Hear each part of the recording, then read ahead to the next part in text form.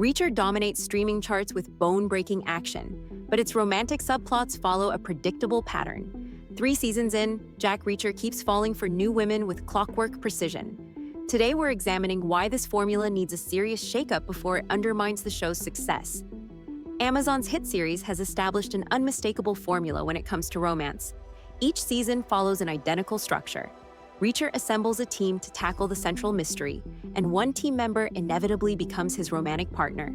This clockwork approach to the character's love life has become increasingly obvious with each new season. Season 1 introduced Roscoe Conklin, the Margrave Sheriff's deputy played by Willa Fitzgerald. Their chemistry developed organically against the backdrop of Reacher investigating his brother's murder. Season 2 brought us Carla Dixon, portrayed by Serinda Swan, a forensic accountant and former colleague from Reacher's military days. Now in Season 3, DEA Special Agent Sarah Duffy, played by Sonia Cassidy, continues this established pattern. This isn't necessarily about the quality of these relationships. Each actress has brought something unique to their role. The issue lies in the predictability. Viewers now anticipate the romantic subplot before the season even begins, diminishing any surprise or emotional impact these connections might otherwise have. The revolving door of love interests creates a strange contradiction with Reacher's established character. Jack Reacher is defined by his drifter lifestyle, a man who owns nothing but the clothes on his back and moves from town to town with deliberate detachment. This core trait gets undermined when he forms deep emotional connections at a frequency that would exhaust even the most commitment-friendly bachelor. Season 2 perfectly illustrated this inconsistency. When Dixon suggests meeting her parents in the finale, Fly Boy, Reacher looks physically pained by the mere suggestion of commitment. Yet just 1 season later, he's already forming another intimate connection. This pattern doesn't deepen our understanding of the character, it contradicts it. The show wants to have it both ways, presenting Reacher as the ultimate lone wolf, while simultaneously giving him the romantic life of a far more conventional protagonist.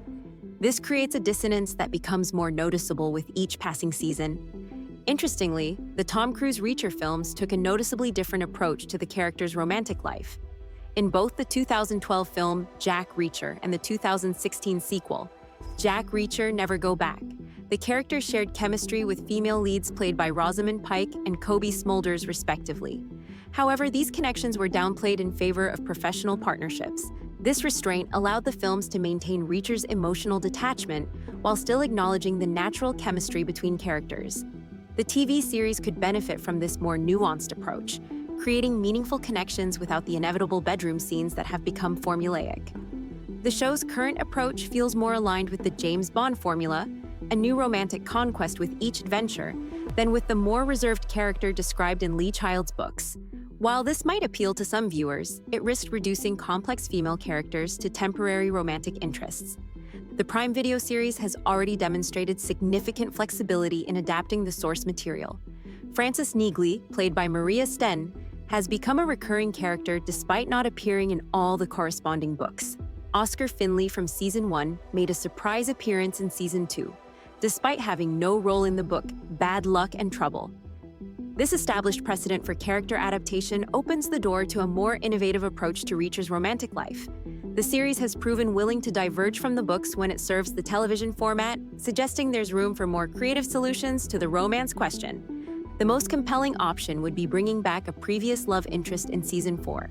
Roscoe Conklin's return would be particularly meaningful given Reacher's parting words to her in Season 1. "If there was anyone who could make me stay close to the flame, it would be you." This statement, coming from someone as emotionally guarded as Reacher, carries significant weight. Alternatively, Carla Dixon's return would make practical sense.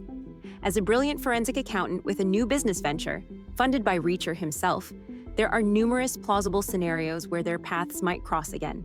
Her established history with Reacher would eliminate the need to develop an entirely new relationship.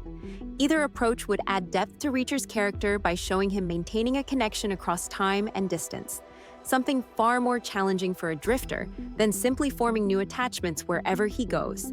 Perhaps the most refreshing approach would be avoiding romance altogether for a season. Allowing Reacher to form meaningful platonic relationships with female colleagues would demonstrate that the show doesn't need romance to develop compelling character dynamics. This would also create space for exploring other aspects of Reacher's character that remain underdeveloped. His philosophical outlook, his relationship to violence, his conflicted feelings about his military past, all these elements could receive more attention if the romantic subplot were temporarily shelved. Breaking this formula would restore unpredictability to the series. Viewers wouldn't know exactly what to expect from character relationships, making emotional developments genuinely surprising rather than inevitable. Fan reaction to Reacher's romantic entanglements reveals an interesting divide. While some viewers enjoy the character's James Bond-like romantic prowess, a growing segment of the audience expresses fatigue with the predictability. Social media discussions increasingly point out the pattern before each new love interest is even introduced, suggesting the formula has become transparent enough to pull viewers out of the story. This audience awareness creates a unique challenge for the writers. When viewers can predict romantic developments with near-perfect accuracy, it undermines the emotional investment these storylines are meant to create. The most compelling television keeps audiences guessing, something Reacher accomplishes brilliantly with its action sequences and mystery plots, but increasingly fails to do with its romantic elements. Reacher has established itself as one of Prime Video's most successful original series, with a winning combination of intricate mysteries, brutal action, and Alan Ritchson's perfect embodiment of the title character. The revolving door of love interests represents a rare misstep in an otherwise well-crafted adaptation. By reconsidering this approach, whether through bringing back a previous romantic partner or temporarily setting romance aside, the series could address one of its few weaknesses. Jack Reacher's strength as a character has always been his unpredictability and resistance to convention. It's time for his romantic life to reflect those same qualities. Drop a comment below sharing your thoughts on Reacher's love life, and don't forget to hit that subscribe button for more deep dives into your favorite shows. Reacher needs to slow down on its love interests.